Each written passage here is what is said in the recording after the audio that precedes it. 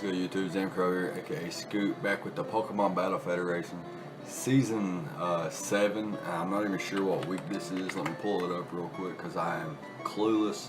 But I've managed to catch a live battle between the Friday Harbor Zangoose, coached by Spazzy that you are seeing the front of their team, and you are seeing the back of JRGB's team, aka Bacon Chest, coach of the St. Kilda Serperiors.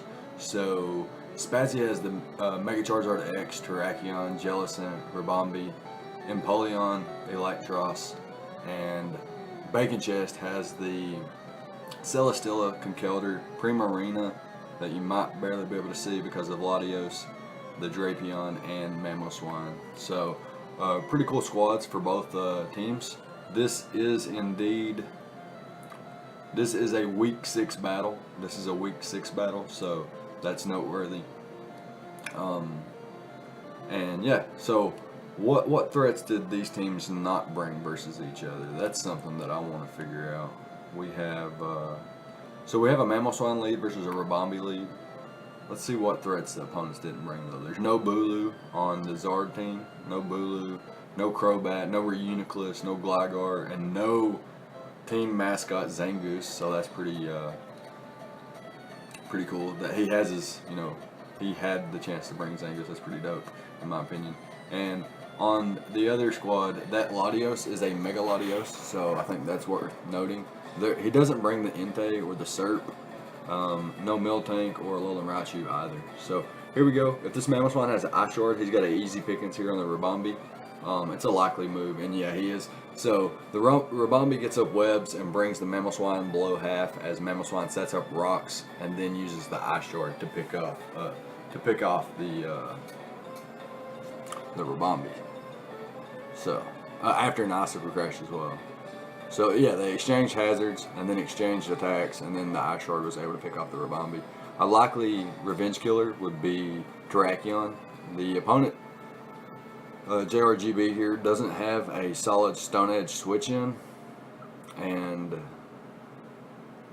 doesn't necessarily have a solid close combat switch in, because close combat into Stone Edge, especially if he's a Life Orb variant, is going to be able to knock out the Primarina unless it's like super defensive, and even then it's probably a likely knockout. Terrakion is really strong if you didn't know. Mega Charizard also has a chance to be like a Dragon Claw, Fire Punch, Thunder Punch set with Dragon Dance, and if that's the case, then it could run through this team as well. Charizard X is a huge threat. I don't see exactly what the St. Kilda Serperiors brought to Charizard outside of maybe like a bulky Mamoswine or a bulky Primarina with maybe the Wakanberry to maybe get a 2-hit KO with Moonblast or Surf back on him, or if he specs, he won't be able to live a +1 Thunder Punch unless he's super defensive.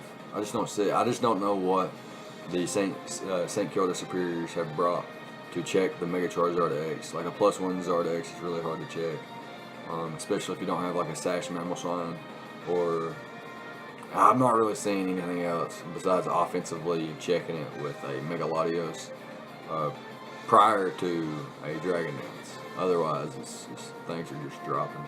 So we've got the Electros comes in on the Mamoswine.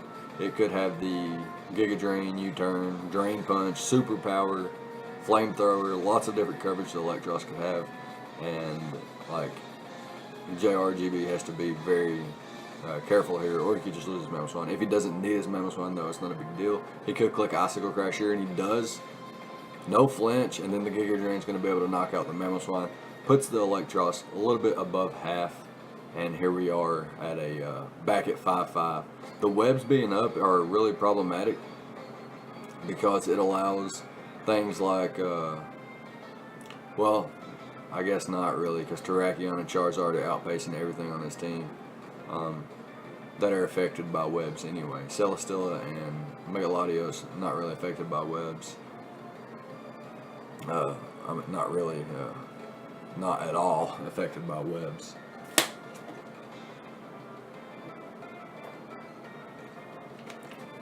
So in comes the Conkeldurr. Can throw off a powerful. What if Conk what if Conk got the high jump kick or close combat? That would be funny. High jump kick Conk. That would be dope. So the Electros is faster after the webs. That was pretty much a given. Both Pokemon very slow. He's gonna Volt Switch out here.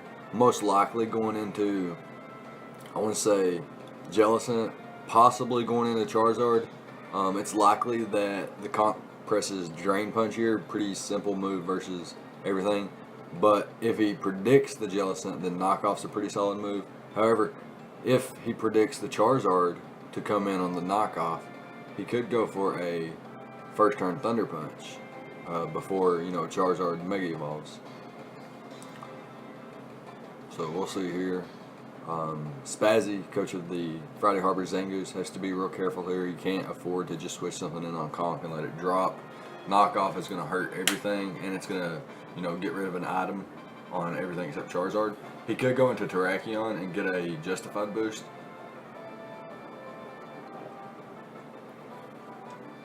But then he's also risking just sacking Terrakion to a Drain Punch, or potentially Knockoff into Mach Punch for the kill if this is an Iron Fist Conk. So that's not something you would want to do.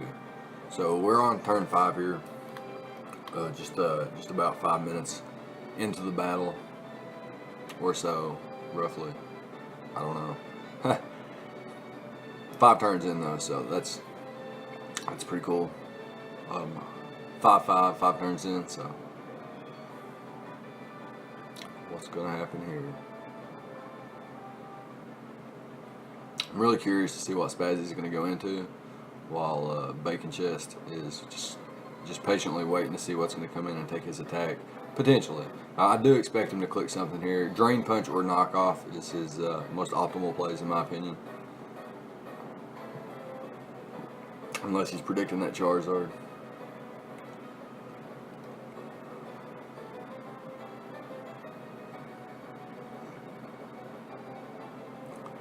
So he does go into the Jellicent on the Drain Punch. He gets that right. Spazzy got that right. So really cool there. He could have went into the Zard as well, but the negative side to going into Zard instead of Jellicent would be that Zard maybe can't knock out the Conk in one hit. So here, the Jellicent is able to get the burn off, and it looks to not be a Guts Conkeldurr, judging by that knockoff damage. However, the Cobra Berry could have played a huge part in that. We'll see here on this knockoff. It's doing 60. I don't know if that's Guts boosted. Maybe Jellicent's just that fat though. I'm not real sure here on the calcs. And I don't feel like calcing it. This isn't my match. I'm here for the entertainment, and yeah, there's that. So he's doing consistently 60% there, but he does get the Curse Body, and Knockoff will be disabled here. So basically, the Jellicent gets to get a Recover off, while Conk is forced to switch. Really, a switch into Primarina would be nice.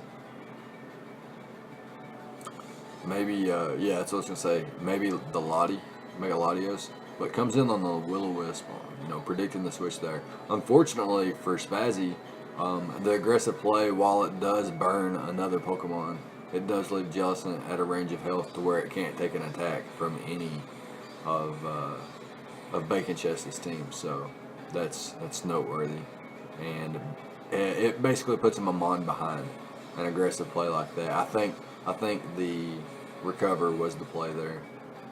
And he goes for the Shadow Ball here, knocks out the Jellicent, and now we're back with an advantageous point where the St. Kilda Serperiors have taken a 5-4 lead. So now Empoleon comes in, has to watch out for the Thunderbolt from the Mega Latios. Also has to look out for an Earthquake. Could be Shukaberry, could be Wakanberry. However, Empoleon weakened. A weakened Empoleon means Primarina is, clicking moves and things you're dropping, pretty much. And here's that Charizard play I was talking about earlier. However, this thing is burned now, and that confirms that it looks to be Guts, since this is probably a more bulky Charizard, since it is a Zard X. Most Zard X's are ran bulky, bulky Dragon Dance or something like that. The conch does have the Mach Punch, reveals the Mach Punch. But this is what I was saying earlier. Had he not been burned earlier and he went into the Zard, he could have put some offensive pressure on instead of being in a more passive defensive position. And I don't know that Zard could have knocked out the conch from that range, because conch is really bulky naturally anyway. So it is what it is. Conch is weakened though, so that's actually a plus for things like Empoleon and Terrakion. That Terrakion specifically can outspeed conch pretty easily. I'd say Empoleon can too, after webs are accounted for. So now these Pokemon don't really fear the Drain Punch as much, but still have to watch out for things like Mach Punch. I disagree with this play full-heartedly. I do not think Empoleon was the play there because of Drain Punch and how much health this thing was going to get back. It ends up with more health than originally. I think Terrakion was the play there. Just click Stone Edge, knock this thing out potentially.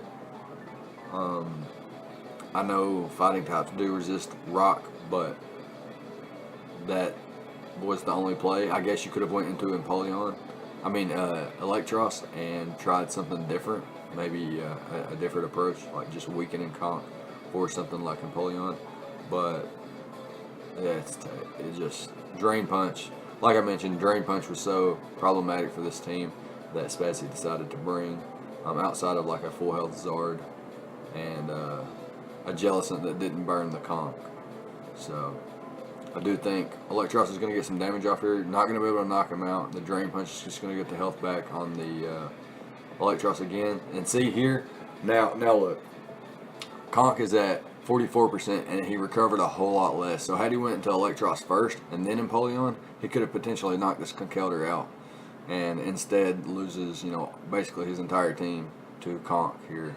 And then finally gets the revenge kill after Terrakion takes quite a bit of damage as well, in range of basically any hit from the Mega Latios.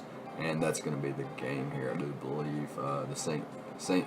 Kilda Serperiors, coached by Bacon Chest, going to pick up a nice 4-0 victory here in Week 6, moving on to a, what's his record? He's going to be moving on to a 4-2 record here with a plus 10 differential. So really solid, big win for this guy. He previously only had 3 wins, a little bit behind on his games, or maybe I was just ahead. Yeah, I was just ahead by. But yeah, this was a late game, but nonetheless, it's here. It's been done, and just a few more games. The whole league's going to be caught up eventually. We do have some new coaches and whatnot. First of all, good game to Spazzy and JR, GB, aka Bacon Chest. Really fun way to end my night here with a nice live battle. And like I mentioned, this puts the St. Kilda Serperiors in a solid position in their conference. And yeah, it's looking like it's gonna be the St. Louis team, the Wisconsin team, and the St. Kilda team from the other conference. Pretty scary so far. And yeah, both teams. Neither team played well, or played bad, excuse me. Neither team played bad. However, I do disagree with Empoleon coming in there at the late game to try to knock out the conch. I do think Electros should have came in first, got the Thunderbolt damage off, put it in a range of Empoleon, and then Empoleon comes in and knocks it out. And then he would have to choose like what Pokemon, Primarina, Celesteela, or Mega Latios was going to come in and try to take out the Empoleon, in which Empoleon's set had not been revealed completely yet, so could have had some techs, maybe not, but could have maybe potentially gotten rid of something else for Terrakion to be in a solid position to win or something like that. So that's the only play I disagree with, and I don't really agree with, Will-O-Wisping a potential Guts Conkeldurr. But outside of that, everything else was pretty smooth on both sides. Nice, fast-paced game here, 17 turns, more of an offensive type of match here. Webs, rocks up, stuff like that. Not really, clicking, roost, recover, wish, protect, all that stuff. Maybe not at all, I don't think. Oh, maybe the Jellicent recovered a couple times. But that's basically it. Outside of that, really offensive match. Nice 17 turns. So yeah, good game to both. And I guess that's going to be it. So leave a like, comment, subscribe, all the good stuff. Let me know what you thought about the prep on both sides and the plays on both sides. And I'll see you guys next time. Thank you for watching.